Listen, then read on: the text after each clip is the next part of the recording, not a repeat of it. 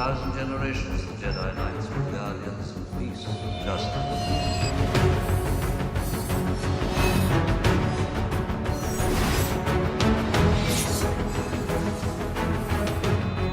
The first round of stories from the High Republic era begin with an event known as the Great Disaster. A ship traveling through hyperspace is suddenly thrown from its course and ripped apart as debris careens towards the densely populated Hetzal system, threatening billions of lives. Luckily, the Jedi of the Republic, led by Jedi Master Avar respond quickly and minimize the catastrophe. But why did this happen? Was it intentional? And if so, who was behind it? An investigation ensues as the Republic prepares for the dedication ceremony of the Starlight Beacon, a massive space station located in the Outer Rim intended to provide aid and hope for planets across the galaxy. So kind of like an opposite Death Star, right? That piece is threatened by a wicked band of marauders known as the Nihil, bent on exploiting planets affected by the tragedy, potentially delaying the opening of the space station. Meanwhile, Jedi Knight Vernestra Rose ship full of delegates is sabotaged on the way to the dedication ceremony. Those that survived are now marooned, discovering they're also being hunted by the Nihil. Luckily, they're rescued by another Jedi Master, Skier, who has an interesting way of speaking. In between the chaos, Jedi Padawan Keeve Trennis faces her Jedi trial, and despite abandoning them midway through, she ultimately proves herself and is knighted at the successful dedication ceremony of the Starlight Beacon. But as the celebration ensues, one Jedi by the name of Elzar Mann is struck with a frightening vision of the Jedi in great danger. Years before the Great Disaster, Jedi Padawans Comac Vitus and Orla Jarini are in the middle of a hostage crisis, resulting in the death of Comac's master, causing him tremendous grief and a disturbance with the Force that follows him throughout his life. Flash forward to when Comac and Orla are now Jedi Knights aboard a ship on its way to the Starlight Beacon, when all of a sudden the Great Disaster occurs, forcing them off course and taking refuge on a seemingly abandoned space station. Overtaken by mysterious plants, the abandoned station has an overwhelming presence of the dark side emanating from mysterious idols inside. Wanting to investigate, the Jedi take the idols back to Coruscant, only to realize the idols weren't the source of the dark side, but instead were keeping it at bay. They decide to return the idols to the space station in hopes of remitting their miscalculation, but it's too late. The real evil, known as the Drengir, is released. But wait, there's more! The villainous Nihil are moments from claiming the station for themselves.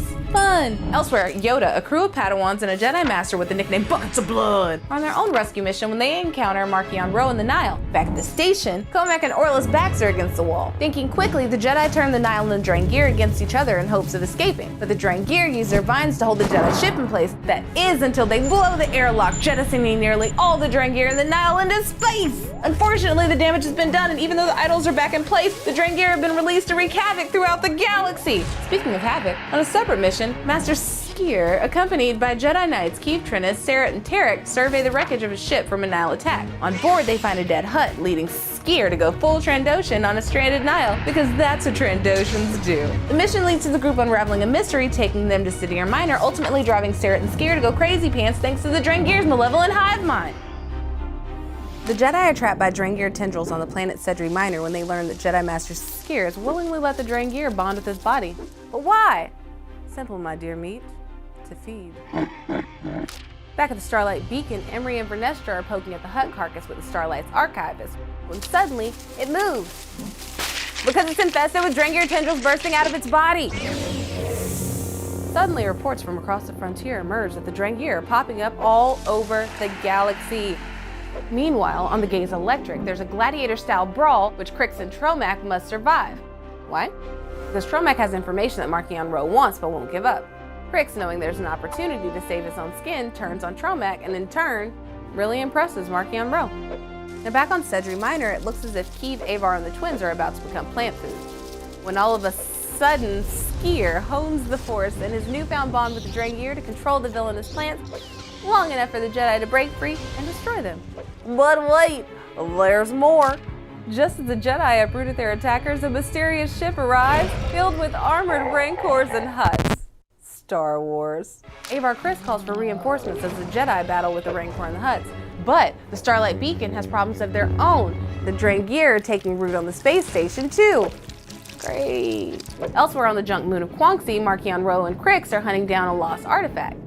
But it won't be so easy for the Nihil because Yoda, Buckets of Blood, and a whole fleet of Jedi starfighters are on their tail. And after an excruciating skirmish on Sedri, the Jedi recruit the locals to help fight off the Hutts and the Rancors. Soon they all realize the Drengir are a much larger threat and must join forces to fight together. But it may be too late. Thanks to a Jedi linked with Skier, they've learned that while they may have won the battle, the Drengir have ceded the entire frontier and are ready for a reign of chaos. As Avar battles the Drengir alongside the Hutts, Skier is still in a state of stasis on the Starlight beacon being watched over by Keeve Trennis. Suddenly, the Drengir take over his body and attack Keeve. Connected by the Force, the two are able to discover where the great progenitor and root of the Drengir is hiding. During this Force connection, Skier breaks his bond with the Drengir by literally ripping his own arm off, and Keeve figures out where the progenitor is hiding.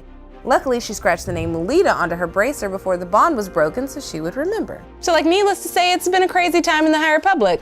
And what better way to relax and celebrate a job sort of well done than with the Republic Fair? That's right, it's Republic Fair time on Valo. And Supreme Chancellor Lena So is pulling out all the stops: Jedi, dignitaries, a petting zoo. It's all here and nothing could possibly go wrong. If it wasn't Star Wars? The first day of the fair goes off without any major problems. However, young Padawan Ram Jamaram noticed a group of Nihil fleeing from the main hub of interplanetary communication for Valo, Crash Point Tower. Ram fixes the tower, or so he thinks, and sneaks off to the fair where the Jedi are. Being a plucky Padawan, Ram bypasses the front gates and sneaks in, which gets him caught by Valo security and promptly thrown in jail before he can warn the Jedi. Meanwhile, the Nihil have begun a bit of infighting with the Tempest Runner Pan Ada, revealing that Marchion doesn't actually get the hyperspace pass himself, but from an old woman he keeps alive. Not to be outdone, however, Marchion counters this act of insurrection by secretly recovering a mysterious weapon known as the Leveler, and giving the Nihil permission to attack the Republic Fair. Cool. Back on Valo, former Padawan turned Saber for Hire Ty Yorick is en route to the fair with her clients Claren and Mantessa Shakat to show off their new inventions to Senator Tia Toon. Only problem is it's filled with the illegal substance Racanium. That, and having Ty Yorick draw her lightsaber as part of the demonstration doesn't sit well with the Senator or the Jedi, prompting Stellan Gios, Elzar Mann, and Bel Zettifar to bust through the window. Amidst the scuffle, Mantessa turns on her new invention, which coincidentally prevents lightsabers from powering on. Needless to say, the Jedi subdue Ty and Mantessa and send them to jail. Suddenly, the Nihil attack the Republic Fair. Stellan Gios is busy protecting Chancellor So, Bel Zettifar saves the Chancellor's son from a sinking ship, and Elzar Mann taps into a bit of the dark side to help him fight alongside Ty Yorick, who happened to escape imprisonment thanks to the Padawan in the cell next door. Ram Jamaram. Don't you love it when books overlap stories like that? After escaping jail, Ram and Jedi Lula Talasola battle Nihil in the sky and on the ground on their way to Crash Point Tower, but discover the Nihil have planted it with Drengir. Together, the two turn the Drengir against the Nihil and fully restore communications throughout Valo, allowing an SOS signal to get off planet. On the Nihil ship, the Gaze Electric, the Nihil are celebrating their attack when it's revealed that not only is Bel Zettifar's master Loden Greatstorm on the ship, but he's also alive! Hooray! Nothing bad will ever happen to Loden Greatstorm. Thanks to a connection with Mari Santeca, Loden battles his way through the ship, encountering Marchion brandishing Loden's own saber against him. Loden calls out to Bel using the Force as he comes to the aid of his master, barely escaping the Gaze Electric. Furious, Marchion unleashes his newest weapon, the Leveler, causing horrific visions to overcome Elzar Mann and Bel Zettifar. But the damage of the Leveler is even worse for Loden Greatstorm. He's been calcified into a stone-like husk that disintegrates at the slightest touch, causing Stellan Gios to feel fear for the first time in decades. Before the attack on the Republic Fair, Jedi Knight Lily Tora Asi trains at the temple outpost on the planet Banchi with other Padawans and Wookiee Jedi Master Arkoff. Investigating a noise, Lily takes the Padawans into the Banchi forest and discovers a bunch of small bird-like creatures. But they're not the source of the disturbance. It's the Drengir! The Jedi and Drengir battle, but thanks to some quick thinking by Lily, the Jedi are victorious. Something isn't sitting right with her. Lily comes to the realization that the Drengir were seated there, but by whom? Elsewhere, the Jedi and Hutts have traveled to the Drengir Seed planet where Skier leads an all-out assault on the sentient plants. But where's Avar? Well, she's on the Jedi cruiser Ataraxia above the planet, putting a call out to all available Jedi to come help. The Jedi arrive en masse, all in the name of the light side of the Force, blocking out the Drengir's hold on the dark side. This drives the Ultra Drengir, the Great Progenitor, mad, allowing the Hutts the opportunity to finally kill it. But Keeve gets in their way, which doesn't sit well with the Hutts out for plant blood. So they hightail it out of there, instead trying to settle things peacefully, as Hutts do. Oh, and then the Republic Fair gets attacked. The Nihil are back, baby! And if you want to read more about that attack and its tragic aftermath, check out Cavan Scott's The Rising Storm. But you don't have to take my word for it. But what about my favorite way seeker, Orla Jarini? Well, I am glad you asked, because she's out on patrol. But uh-oh, her ship is attacked by a Nihil cloud ship piloted by Keeve and Tarek. Say what? Yep, turns out they're undercover thanks to Avar Kriss, and they put out a Nihil distress signal to lure in more Nihil. It works in the Jedi and Nihil battle in the stars. A Star War, if you will.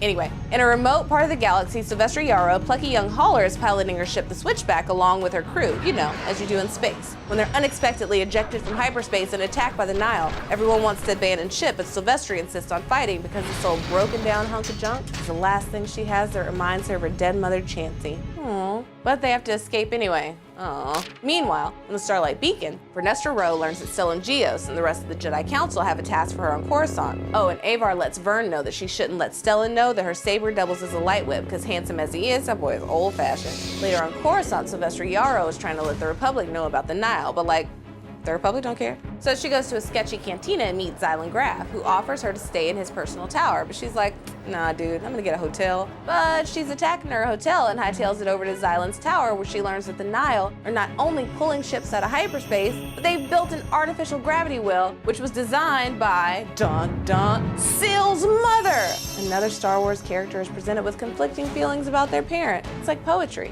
it rhymes. Meanwhile, Nan the Nihil is given a mission by Marchion Rwoh, take Mari Santeca to the Gravity's Heart, which is what they call Syl's mom's invention, but we'll get back to that later. The Jedi, now accompanied by a local Santeca deputy named Jordana, who happens to be Syl's ex, awkward, has agreed to meet with Zylan and Sylvester to seek out the weapon, but are double-crossed when they head to the compound to pick up their ships. The Jedi get knocked out and Syl and the Padawans get kidnapped. Don't worry, the Jedi will wake up and then they go on a rescue mission. During the mission, Syl meets her mom, who turns out isn't dead, but is also working with the Nihil, and she wants Syl's help. Obviously, she passes on her mom's offer. Meanwhile, Vern finds Mari Santeca, who gives her the path to the mysterious planet beyond the edge of space, where nobody's gone for a really long time. Following the disastrous events of the Republic Fair, Stellan Geos has initiated an investigation into the death of Loden Greatstorm. He tasked Jedi investigator Emmerich Kaftor to get to the bottom of the mystery. Simultaneously, Chancellor Lena So has also hired an investigator to crack the case, Cian Holt, a high-end private eye who plays by her own rules deep in the shadows. Meanwhile, Avar Kriss is going against the will of the Jedi Council, launching a mission to discover who has replaced Lorna D as the Eye of the Nihil. After infiltrating the Nihil foundry on Zeiss, Keeve and Tarek are forced to do the unthinkable. Kill their ally Moraga the Hutt to prove to Tempest Runner Zetar and the rest of the Nihil that they are, in fact, who they say they are, and not just Jedi in disguise. But thanks to a clumsy Alepi, an explosive diversion is triggered, allowing Keeve to buy some time. Meanwhile, in space, Avar and Skier are asking Sarah what they're sensing with their connection to their bond twin Tarek on Zeiss, while Skier learns he's losing his connection to the Force. Uh-oh. Meanwhile, on Takodana, the Padawans from the Starhopper are on another adventure, defending the local Jedi temple against the Nihil. But it wouldn't be a trip to Takodana without a cameo from Maz Kanata. Here, the Jedi learn that Court has known Maz for a long time, since he was a baby. Aww. We also learn the skull he wears on his head is actually from a Vondan crab that baby Court found inside Maz's castle. The reunion, while cute, isn't what it's cracked up to be. In fact, it turns out that once the Nihil attacked the Jedi Temple, one of the Nihil defectors the Jedi met earlier wasn't really a defector at all. Nope, she was just waiting for the perfect moment to blow up the temple. Back on Zeiss, Moraga the Hutt is recuperating following the explosion. But Zetar is determined to have the undercover Jedi kill their ally. Frustrated, Zeke does it himself, electrocuting the Hutt, forcing her to reveal that Keeve and Tarek are not Nihil, but Jedi that have infiltrated their ranks. Then, because it's Star Wars, a good old lightsaber battle ensues. Nihil limbs getting chopped off, Jedi getting sucker punched, Hutt's getting electrocuted, but uh-oh, the dead speak. Lorna D is back, baby! And she brought a mysterious weapon in a box with her. A weapon so terrifying that Jedi have been forever altered by its very presence. That weapon? The Leveler! Unleashed, the Leveler paralyzes the Jedi and breaks Saret's connection with Tarek, calcifying their body! Dun dun dun! But it's even worse for Saret's bond twin Tarek. Keeve struggles with paralyzing fear of this weapon as she's hallucinating Tarek getting torn inside out. Sensing an opening, Zetar attempts to strike down Keeve, but is stopped by Lorna D using the Jedi's fallen saber against him. Meanwhile, in Takodana, the Jedi are reeling after the explosion, Court especially. Picking up the broken skull mask he's worn all his life. Ready to show what he's made of, Court takes off after the Nihil and their ships. The Jedi are victorious thanks to an unmasked Court and Maz's old Jedi friend, Zav Malagan. But elsewhere, Crix hints that they have something very special planned for the Jedi. Back on the Jedi ship Ataraxia, Avar and the Jedi are in a panic as Sarek continues to feel the effects of what their bond twin is experiencing. They set a course for Zeiss, but not before Serret falls into the same void of nothingness their twin is experiencing. Suddenly, the Nihil attack the ship as Skier and Avar pilot vectors to the foundry below. Skier jumps from the ship and takes the Nihil head-on, slicing Zetar's mech suit in half, incapacitating him inside the suit. The Jedi rush to Tarek's side just in time to watch Lorna Dee attempt to escape again. But Avar Kriss has other plans. Supreme Chancellor Lina Soh called for a meeting with Master Emmerich Caftor and investigator Cian Holt, requesting the two work together. Lina Soh introduces them to the not-so-friendly Arathab Fall, who has been trying to sell a mysterious weapon on the black market. This isn't the first time Cian and Arathab have crossed paths. Cian and Emmerich head out to make contact with an agent who had a meeting with Arathab, but that contact is found with a giant hole in his chest, and there's just no coming back from that. Who could have caused this? Emmerich and Cian wonder if it could be someone within Lina Soh's inner circle feeding intel to the Nihil about the investigation. But they aren't the only ones wondering what's up with Arathab. Big baddie Marchion is also demanding answers because this mysterious weapon is particularly interesting to him, as it could be just what he needs to end the Jedi Order. The race is on to see who gets to Arathab first. Speaking of races, it's the Great Jedi Rumble race, and buckets of blood announces the rules. There are none. Everyone joins in, even Lula Talasola, who's struggling with the pull to the dark side. But unfortunately, it's not all fun and games. On Corellia, Crix, Camerat, and Sabata, Krill meet with Reese Spryler, but what Crix doesn't know is that the two are planning to off him and take over the workings on Corellia. The plan to take down Crix? Have the Jedi take care of it. Lula is still sensing trouble, but trying her best to keep it a secret. Zine also has a secret. She's worried that once Lula is knighted, she won't have any room for Zine in her life. But the alarm sound, Padawan Bibbs has found Crix's hideout. The Jedi head to the forest planet Dollarhide, which by the looks of it might be a larger Nihil encampment. The alarms also sound on the planet's surface, bringing the Jedi's arrival to Crix and the Nihil's attention.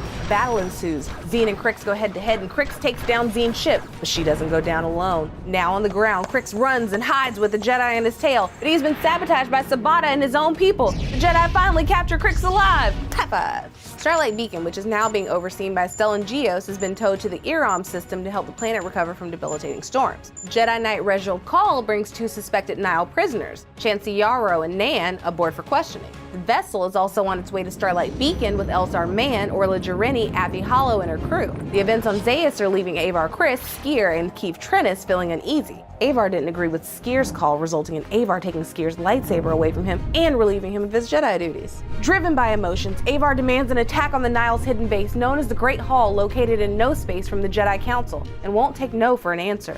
After the meeting, Keef goes to check on Skier using the Force to override his door. Skier reveals he has Magrak syndrome, a disease particular to Trandoshans that over time causes their brain to give in to its base urges. Aggression, fury, and rage, resulting in his inability to connect to the Force. And on top of that, all the possible cures would most likely cut him off from the Force permanently. No! Not Skier! Seeing himself as a danger, Skier wants to give up, but Keef, being a good friend, won't let that slide. She reminds them that he is a Jedi, and he has a duty. Aboard the Ataraxia, the course is set using a path's drive, but not before Keef and Skier join the crew. Until the Council decides Skier's fate, he's gonna serve, and Keef will step in if he steps out of line. If he steps a millimeter out of line, I will gladly knock him on his scaly ass. And she ain't joking. Meanwhile, at the Great Hall, Tempest runners Zetar and Lorna butt heads with Ro and question his leadership. But the convo is interrupted by the message that a path is opening up above the hall. And it's not by the Nihil. Spoiler alert, it's by the Jedi. Avar, driven by anger, makes her way into the Nihil base on a mission to hunt down Lorna. Keef tries to reason with her, but the two cross blades and a blast brings Keef to her knees, revealing behind her Lorna sporting Zetar's big fancy mech suit.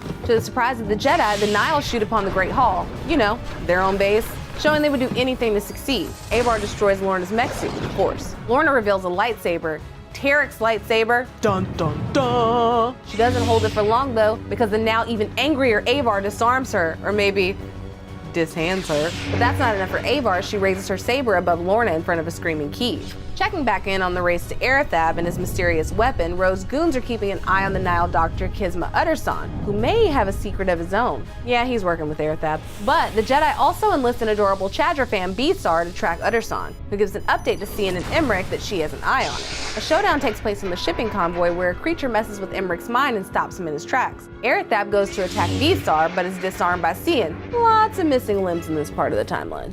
Cian, Emmerich, and Besar escape and make their way back to Starlight Beacon, but what they find is a very on-fire Starlight Beacon. How did Starlight Beacon get this way? Let's rewind a little bit. Horrific Nihil attacks engineered by Marchion rose sent a new wave of refugees to Starlight, which unfortunately also brought aboard a trio of undercover saboteurs. The three began to quietly undermine Starlight and release creatures that disrupt the Jedi's connection to the Force. These terrifying creatures take down Call, Jarini, and Nibisek, while a close encounter leaves Indira Stokes unconscious and Stellan badly shaken. As if that wasn't enough, the saboteurs release Nan and Chansey and set off an explosion that causes Starlight to break in two, its half sinking into Iram's gravity well. The Jedi and Affy's crew jump into action and figure out how to evacuate the civilians. The Galaxy and Marchion watch as Starlight makes like a Yule log and falls.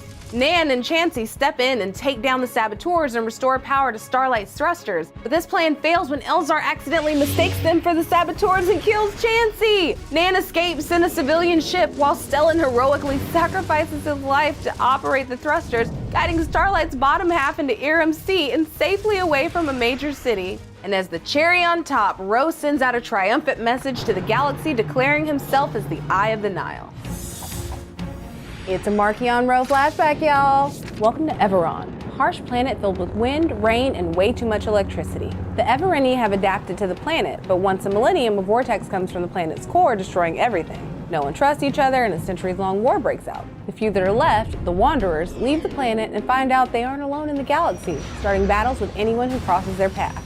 A young Ro uses Mari Santeka's abilities for the first time, which impresses the Nihil. Young Ro goes on to take full control of the small group of Nihil, and they're never heard from again. Just kidding. Back to the present. Avon Staros is kidnapped by Cara Zoo's Nihil Tempest, and Vernestra Ro and her Padawan Imri Canteros travel to Dalna to investigate. But the Dalna authorities are unhelpful because the president has secretly sworn allegiance to the Nihil.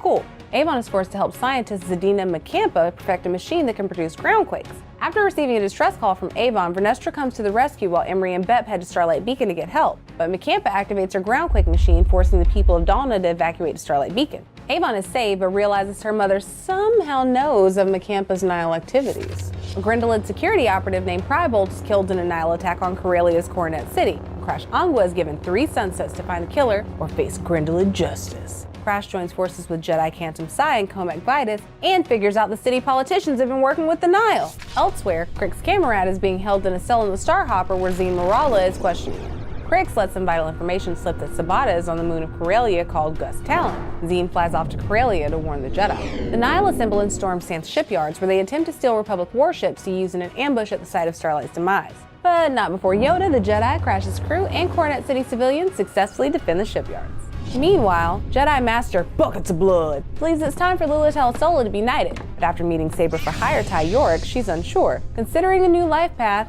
and telling Zine how she feels about her. Barzala and Cord are knighted. Hooray! Back at the Nihil Great Hall, Avar has her lightsaber raised above Lorna D, ready to strike, but Keeve Trennis jumps in and talks to Avar. Suddenly, Lorna grabs Keeve and holds a lightsaber to her neck. Avar uses the Force to push Lorna out of the way, saving Keeve. Returning to the IRAM system, Stellan informs Avar he's now head of Starlight Beacon after Avar's stunning against the Republic's wishes. Massive explosion cuts the conversation short. Yep, it's Starlight Beacon. Aboard Starlight Beacon, Keeve is face to face with the Nameless, but Skiers scares them off. But the Nameless took down Jedi Norin. Skiers' disconnect from the Force helps him against the Nameless. Silver lining, folks. The plan? Get to the hub and see if they can stop Starlight Beacon from drifting into the planet's atmosphere. Maru and Avar try holding the beacon together with the Force. The Song of the Force brings all the Jedi together as one, both living and gone, and brings Tarrant and Sarah out of their comas. While Maru stays behind to hold the beacon together, the rest unite on Iram. Keeve vows to find out what happened on Starlight and what those miserable creatures are. Simultaneously, Cian Holt, Emmerich Kaftor, and Besar begin to question Utterson. But it doesn't take much because, surprise, Utterson has no moral code. He hands them a paper with a note about the Nameless, aka the Shri Kare, Eaters of the Force. Crashing into an already burning Starlight Beacon, the crew is met by Jedi Master Buckets of Blood and a group of Padawans who need a ride out, but not before Emmerich and Cian get their hands on some clues. Back on the Gaze Electric, it is revealed that Ro has Jedi Master Obertuck held hostage and forced to witness the destruction of Starlight Beacon. On Coruscant, Lena So and the Republic are questioning who Marchion Ro is and how he's been able to create so much destruction. Worried the Outer Rim is left vulnerable without Starlight, things are made even worse with the news that the Jedi have been recalled back to the Jedi Temple until they know more about Ro's, Jedi-killing weapon. But what are these nameless creatures? Flashback number 2. Ro and a small group of Nihil head to a mysterious long-abandoned planet. After sacrificing some strike ships, the rest of the Nihil arrive and call to the Nameless. They make the Jedi afraid, then weak, then dead, explains Ro. Yikes. Back to the present. The fears of Lena So and the Republic are made even worse when their ships rushing to provide help to the Outer Rim and Starlight are destroyed by the newly planted Storm Seeds, devices that will destroy any ship using hyperspace to enter the area without his permission. Double yikes. What's next for Lula Telesola? The Nameless somehow get creepier and creepier the more we find out about them. The Jedi being called away from the trouble in the Outer Rim? And Marchion Ro is now acting as bouncer of said Outer Rim? So many questions at the end of Phase 1. And now it's time for my least favorite part of the episode, having to say goodbye to y'all, all my friends at home. But we will see each other next time. Until then, remember to like the video, subscribe to the channel, follow us on Twitter, Facebook, and Instagram, and check StarWars.com to stay updated on all things Star Wars. Thanks for watching, and may the Force be with you.